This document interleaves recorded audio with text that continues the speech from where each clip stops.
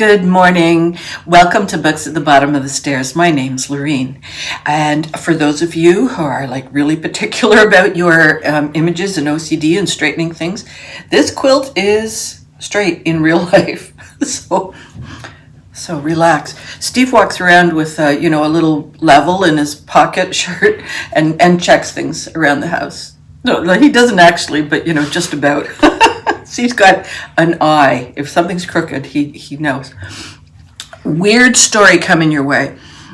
I'm looking in the sock drawer because the socks that I particularly wanted were at the back. So that means I'm kind of bent over. I'm in bare feet. I'm looking at the back of the drawer. I've got a piece of clothing in my hands. And all of a sudden, there's a torrent of paper clips. And they all fall in such a way that they're between my toes. And so I've got something like 7 paper clips between my toes. And I'm like, what? Like, honestly, what? And then I remembered that I had taken a bunch of pamphlets to a group of people and said, like, there's too many here to vote on. Let's just work through the process of elimination. Put a paperclip on the cover of the pamphlet that you most want to discuss. So I had a pocket full of paper clips in my blue jeans, which is what I was holding in my other hand. But I sat there for probably a full minute trying to think, where on earth have these paper clips come from? I'm a stapler girl. I don't usually use paper clips. So that was weird. End of weird story. All right. I completely forgot to post a video last week. I was in St. John, New Brunswick, and having the time of my life, in a way. I belong to an organization called SACWA. Oh dear, there goes the clock. That's 11 o'clock. I thought I had timed it so that wouldn't happen. Okay, so what is this? What does it stand for? SAQA, S-A-Q-A. I think it's like Studio Art Quilts of Association or something like that. And so it's a textile artist group.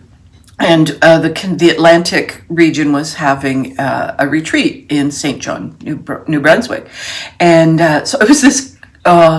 if only I was a good traveler. I wish I am a good traveler. If only I was a good video person while I was traveling. This was the most insane interior of a manor house that I have been in Canada. There are a lot of Victorian ones out there, but this was Italianate. There was marble floors. There were inlay marble things happening. All the walls in the upstairs area and up the stairwell were painted marble. So if you've ever seen painted marble, it's actually pretty accurate to real marble, except of course it's not cold. So it's not until you touch it that you realize, oh, that's paint. But it had been kept intact all these years. The building had been made in 1857, and it had been recently turned into sort of a guest house thing. So we rented the whole place, and that it was about suitable, if you're willing to share a bed, it was suitable for about 12 or so people. No, maybe more, 15 people, let's say. But due to some of the shenanigans in south of the border with respect to airports and flying, we had a few members, because the American Atlantic textile artists can belong to, like we all can belong to a region, but we're separated, Canada and US. They were going to come to this retreat, but they just decided traveling, not so much the border business, but the flying business was just getting crazier and crazier at their end.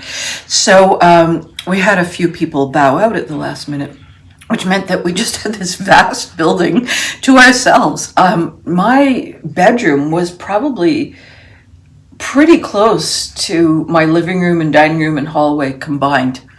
It was crazy. The bathroom was like easily the size of my hallway.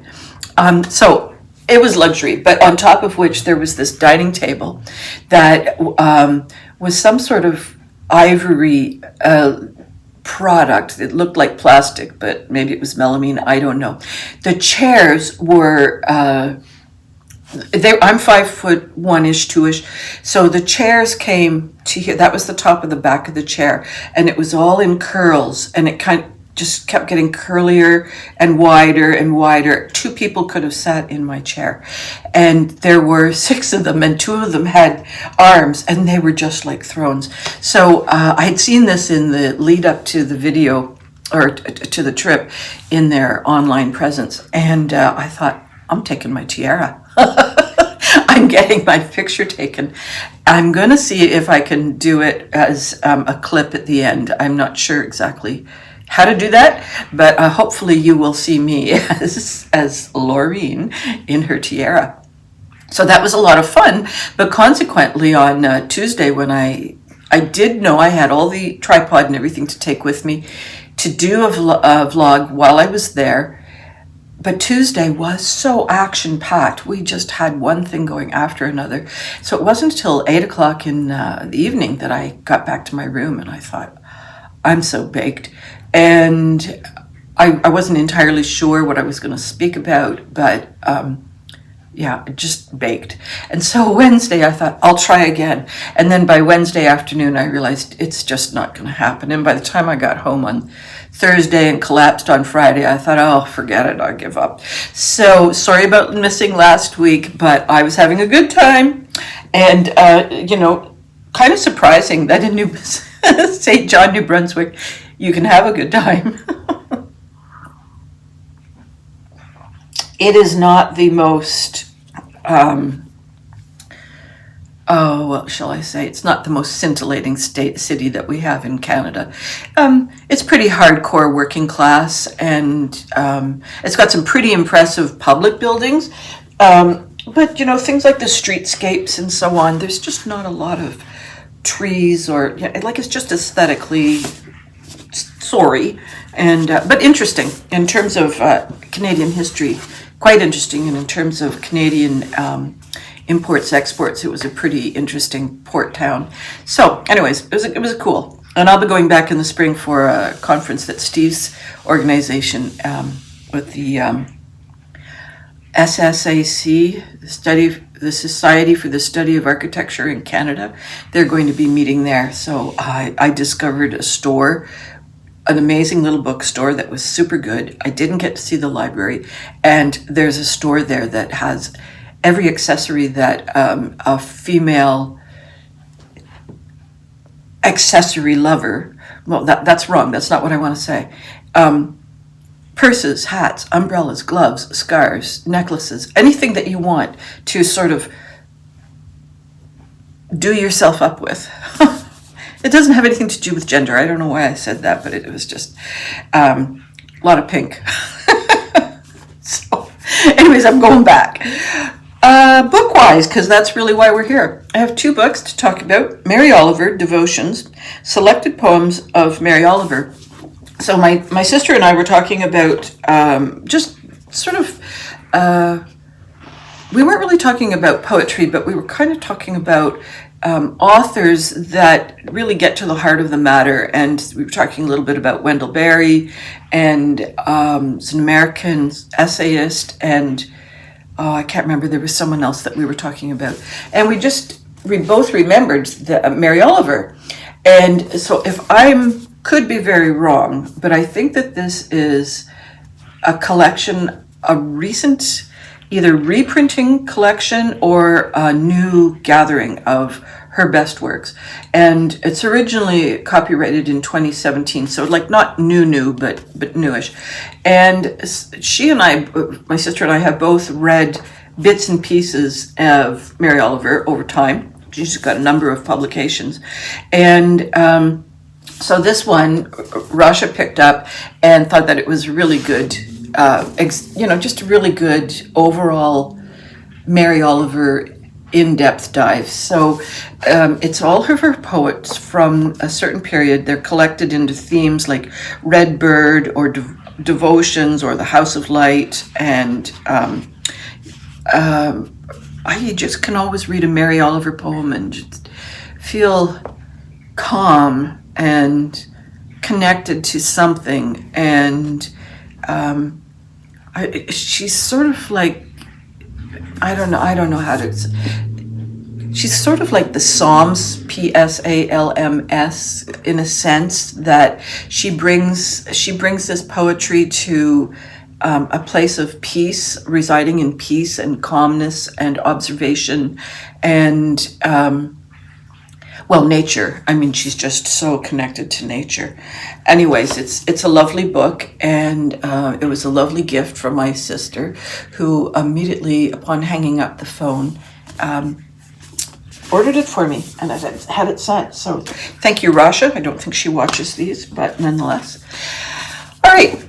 I have had a kind of a fun little sprint through 3 authors. These authors are all Nova Scotian women, and two of them are self-published, and one of them is published through Nimbus Press. So today, and I know them all, which is kind of fun too. And let me see. One of them I knew was an author. She's in one of my book clubs, and the other 2 are more friend related and just got really deep into a fascinating area of history.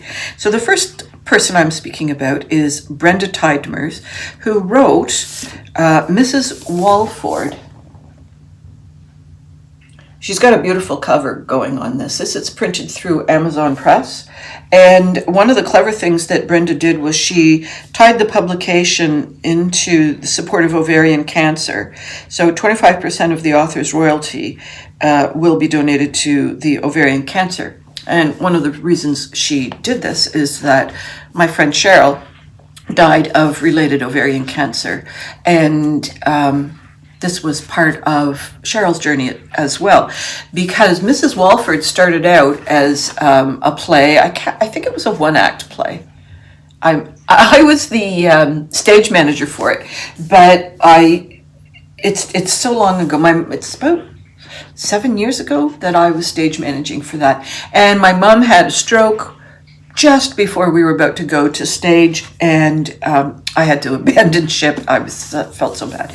So I know this play really well. And what happened was Brenda then developed it into a stronger piece of play writing. It was a stronger play, and let me see. I'm trying to think now where she then went into novel writing mode. And while she was doing that, she did more research. This is a very well-researched book, and Brenda is quite a meticulous historian. So I already knew the story of Mrs. Walford, and I might have said this in a previous video, but because I knew the play, I knew what its arc was going to be. And I feel this was a disadvantage in the reading of the book. I think this book, if you don't know the play, you're going to love this book.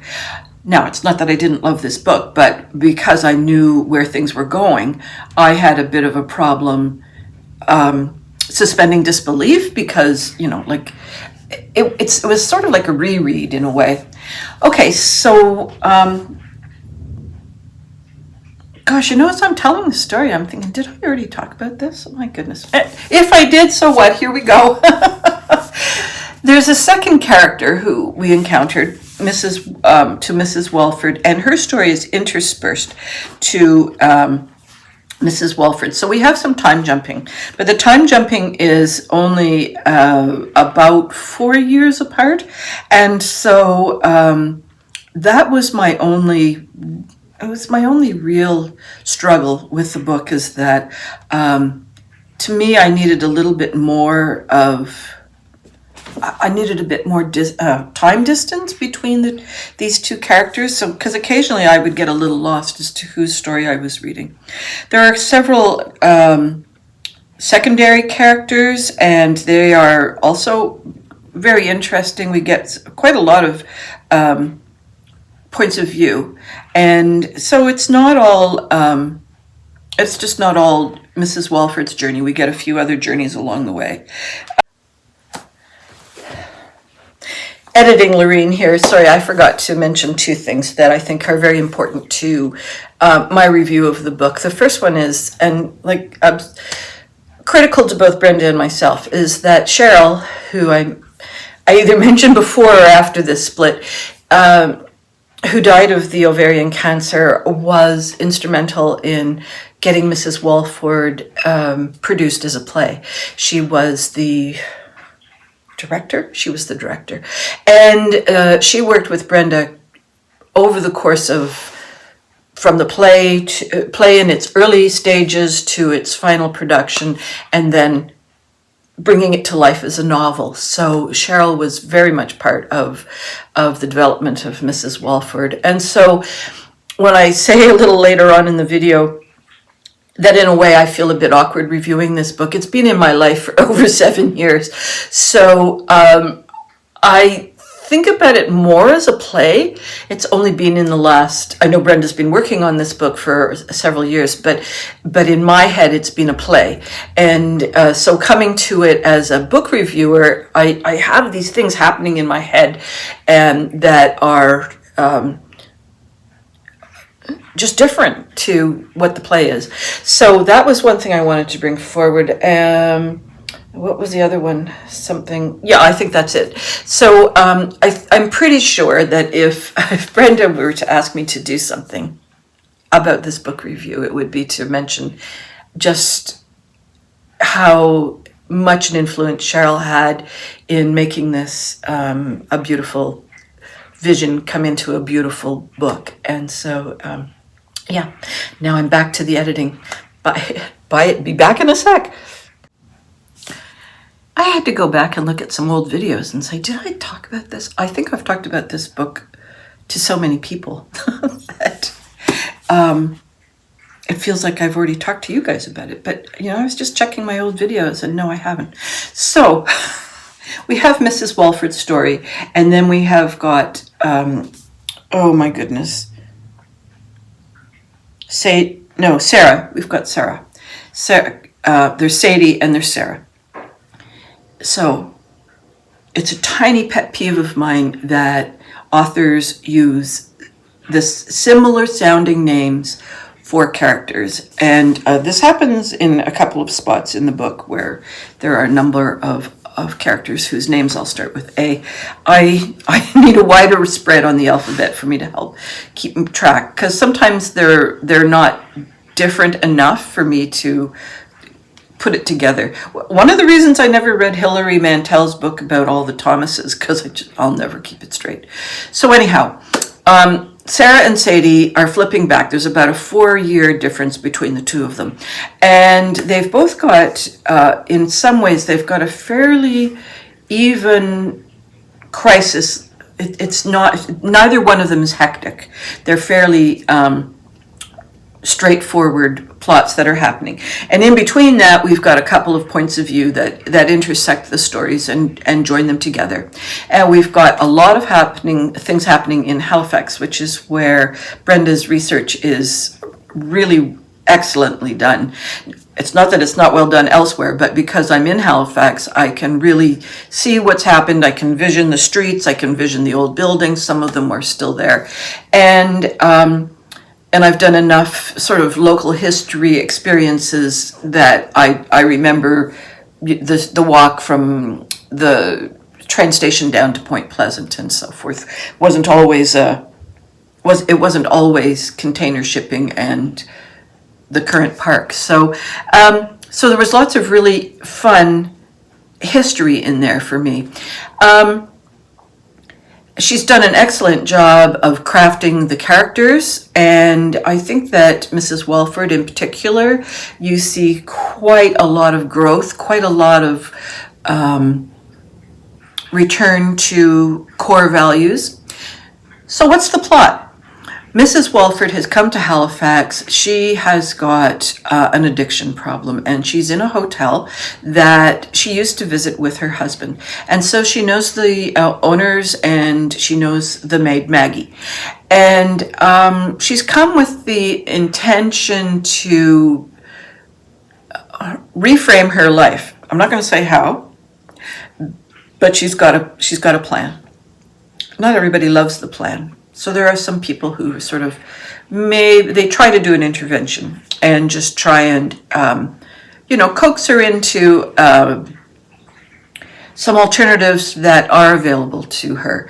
And so she has several different options, and so we see which options Mrs. Walford takes. And at the same time, we're seeing Sadie, who is a young woman who has artistic gifts, and through a really well-timed letter of reference, she gets to work in the factory of Tiffany, the stained glass artist and entrepreneur, and his factory or assemblage. And so she is able to develop her artistic life through the medium of stained glass. Now, she's not actually handling the glass. She's in the area where they make what's called the cartoons, and then she also is in the area where they do the really fine detail painting on the bits and pieces of glass. So if you've ever looked at a stained glass where, for instance, there's a sheep on it or so on, you'll get a piece of glass that's, about like that, but then someone's come in and painted the details of the sheep there. And so that's what she's doing. And she's also developing some interpersonal relationships. And so we see the two women's growth, and the ending is it's really well done. It makes complete sense to me, and so I think that this is a strong book. I talked to Brenda after I read the book, and one of the things I did say to her in all transparency is, I think in some ways I am a weak reviewer on this because I was going into it with so much foreknowledge. I'm not giving it a crisp interpretation of what I was reading, and also I'm not sure where I might give away spoilers, because the story is just so entrenched in my head that I'm thinking, oh, that I should say that, but then I'm thinking, oh, that could be a spoiler. So that is Mrs. Walford, and I think that you will enjoy it. Now, I guess one of the things I need to talk to Brenda about is how you get it, because I would assume you have to order it through Amazon. I truly don't know. I never use Amazon, and I always go through my bookstore if I'm ordering a book. So I will talk to Brenda, and I will put the link into the video below.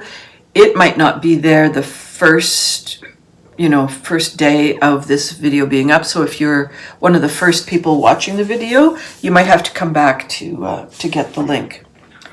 I think that's it for today. I'm going to bring you the other two authors sometime in the month of November. That's one of my game plans. So you can look forward to The Arrows of Fealty by Jill McLean and Disruptive Women by Sharon McDonald. I hope all your reading dreams and adventures continue to come true, and I will see you next week. Bye-bye for now.